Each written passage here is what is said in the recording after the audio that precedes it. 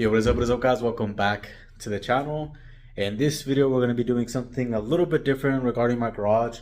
I know in the past I made a video of me like redoing the ceiling, adding these lights up here. I've always wanted to do the floor. I wanted to do like a marble setup, some type of epoxy or even tiles. And just recently I got a really, and I mean really good deal on some tiles, and that's why I decided to go ahead and go with this route.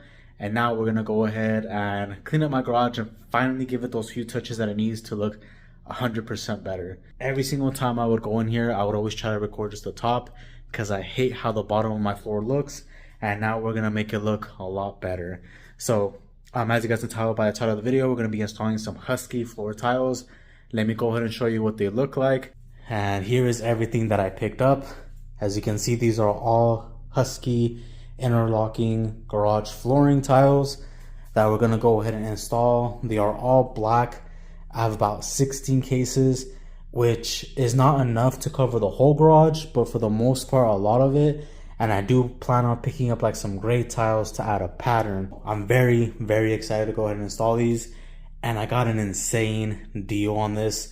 These things go for about $52 without tax. So with tax, it's probably going to be like $55 a case maybe. And if you add that up with the 16 cases, you're going to spend easily over like $900 just for these cases. Now, I would still need more cases to do the full garage, but with this right here, this should be sufficient enough just to do this area, which is what I'm more like worried about, or what I really want to do, because I have my weights right here and everything. I already have a piece right here that I was just messing with to see how it would turn out. Here's a few more. And then the cool thing about this is these actually have channels on the back right here, as you can see, for the water to escape. So then I don't have to worry about, the water sitting there, causing issues, possibly like lifting it. I'm just worried about like when I put my cars in here, if it's gonna lift or anything when I turn the wheel. I'm sure going back and forth won't be a problem, but when you turn the wheels, I'm not sure if that's gonna be an issue. But we'll find out. I'll actually test it because that's the only thing I have not seen somebody do when installing these type of tiles on their garage. I really wanted to do a marble floor, which requires like an epoxy type setup. That is pretty pricey. It's a lot of work. So if I were to do it myself, I think it was gonna cost me somewhere around $3,000 for like all the equipment, the epoxy, the coatings, everything. It was just pretty pricey. So I went ahead and started by removing a few things and moving things around. And I wanted to kind of do a little bit of like a practice run so I can see if I'm doing everything right. And I remember seeing one of the videos that you're supposed to start like in the middle. So if this is the middle right here of the garage, from like that end to that end over there, you're supposed to make like a line. So my line is right here where the middle's at, which is lining up with this right here. And then you're supposed to start one side right there, the other side over here. This way, when you're done laying all your mats, you have to cut equal lengths on the end. Because if you kind of start like with this one in the middle, then it's going to be uneven, if that makes sense. Because then one side over there is going to be longer. That side over there is going to be maybe shorter, depending on where it's at. So you start off right here. Now, once I get closer to the end, I'm going to go ahead and show you guys what it looks like. They only go one way to keep the pattern the same. So as you can see, this one's going like that. This one's going like that. This one's going that way. This one's going that way. It only goes one way to keep the pattern consistent. So just keep that in mind when you are doing this, is to try to keep the pattern consistent. So right now what I'm going to go ahead and do is take all this stuff out of here. I'm going to sweep the edges to get all the dirt out, and then I'll begin moving my way out that way. So then this side will be done, and then I can do this one at a later date.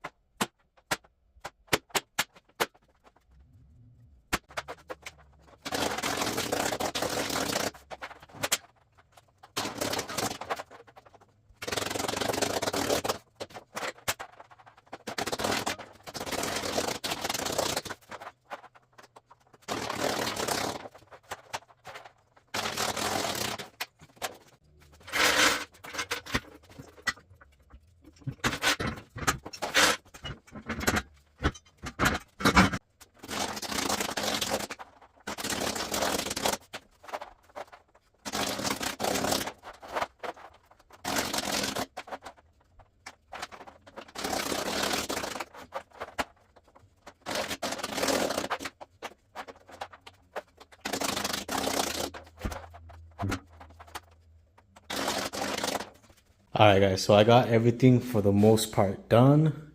I still have a few boxes that I can use, either to do the edges or just do like a line in the front over there.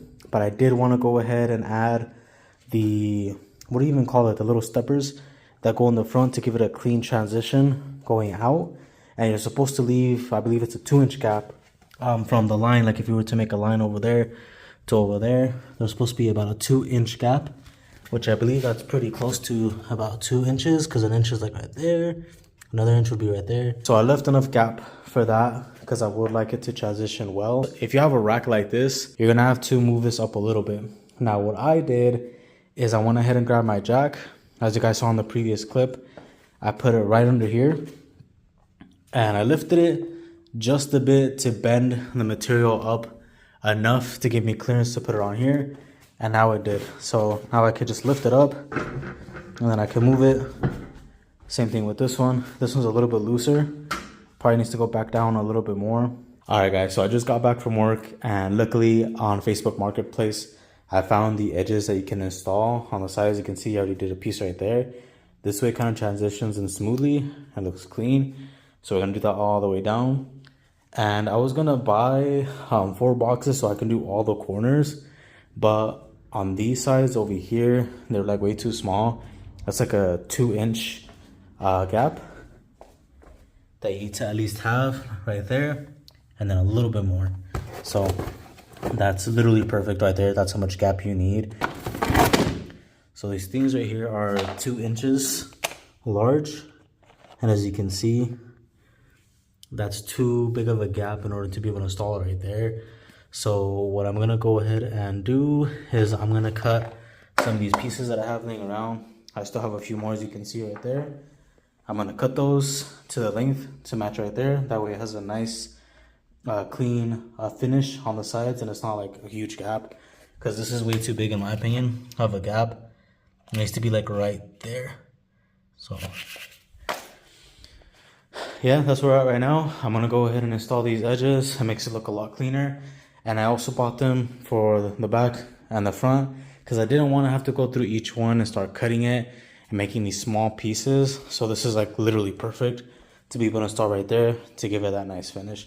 It's only supposed to be for the front, from my understanding, but there's nothing wrong with using this little piece to be able to install over there. So let me go ahead and install these.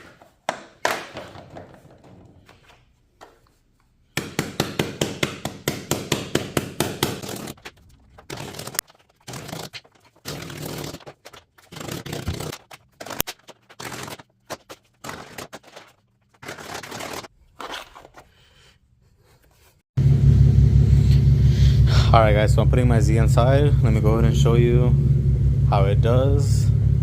Turning the tires.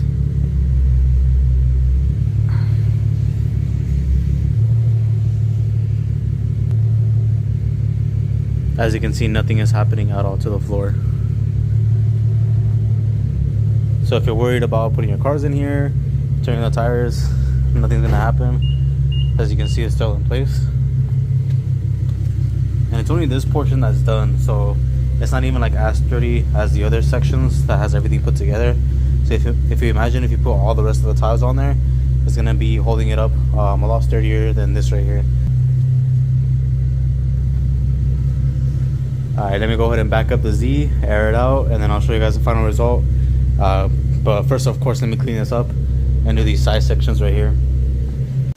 Alright, now what I'm doing over here on these edges is I'm going ahead and grabbing the tiles and I'm technically placing them into the grooves, locking them in, and then as I do that, I'm going to go ahead and bend this down. And then, that's kind of hard to do this with one hand, but once I bend it in like that, I will go ahead and mark where I need to cut. So for example, I can see the lines right there. I'm going to make a line right here. Same thing over here. I'll make a line right there. This way it's as close to the edge as possible, leaving still a small gap. As you can see all the way down there, there's still a small gap. And then after I do that, I use a Dremel to go ahead and cut them out. You can use a knife, like a really sharp one, but I couldn't find mine, so I'm using my knife to just make the indentations on the side, and then my Dremel to cut all the way through. Alright, so I made 2 lines. I made one right there, and then another one right here. I'm gonna grab my leveler to go ahead and put it down, just so I can make a straight line. And then this way it kind of like marks exactly where I need to cut. Now I've marked the line, and then I'm using my Dremel to cut all the way through.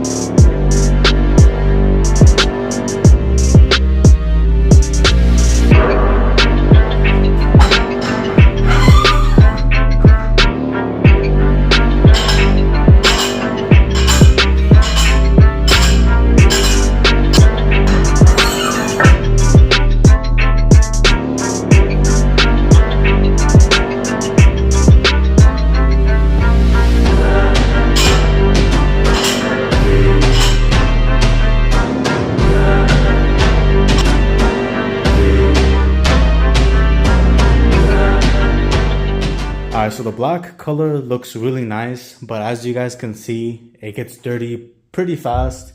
As you can see right there, it's a bunch of dirt, but of course I did wash the car on that side, so I just had to like sweep it up. But just by going through it with the broom, as you can see right there, it's already taking it off pretty easily. And if you wet it, it'll come out even faster. So it's not a huge issue, but because it's black, it does get dirty fairly quickly. So that's something that you may want to think about when picking up this type of flooring. If you're going to get black, you are going to have that issue. If you get gray, it's not going to get dirty as fast, or won't be as noticeable. Unless you get some type of oil stain on there, you got to clean it up pretty quickly. I did drop some soap on the floor the other day, just put a rag on there, and it absorbed it like nothing. But as you can see, the Z is in here. I turned the wheels, had no issues with it lifting or anything like that, so you guys will not have that problem. So if you put your car in here, you turn the wheel, it's not going to mess it up. You'll be perfectly fine. And as you can see, that piece is missing right there. I'm going to have to get, I think it's about 9 more boxes. So I use 16, and I need about 9 or 10. I think it might be closer to 10. I need, I think, around 60 tiles left to be able to do the rest of the setup.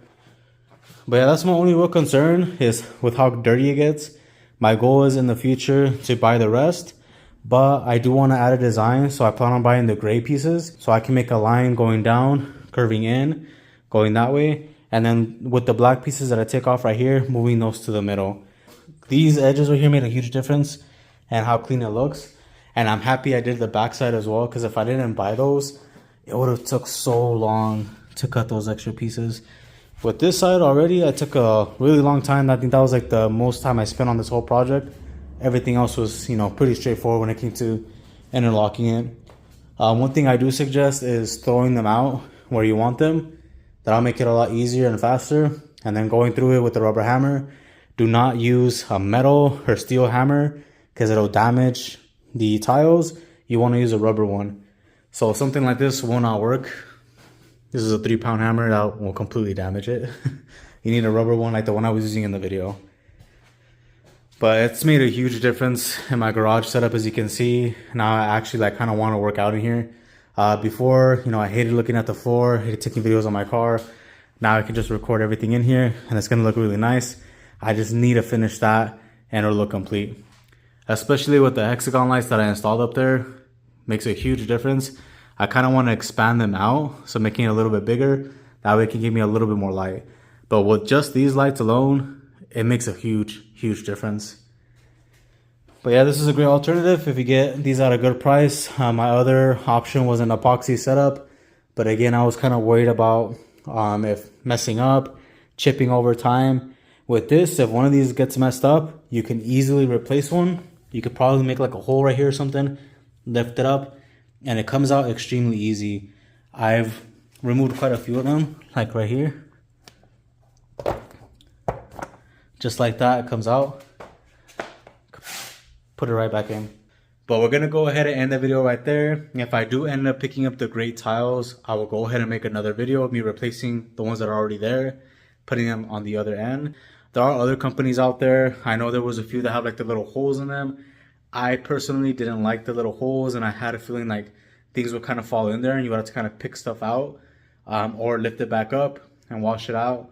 With this, you don't have to worry about things falling through the holes. And again, you don't have to worry about moisture getting trapped in there, because as you guys saw in the previous clip, I had washed my car the other day and it dried up within the next day.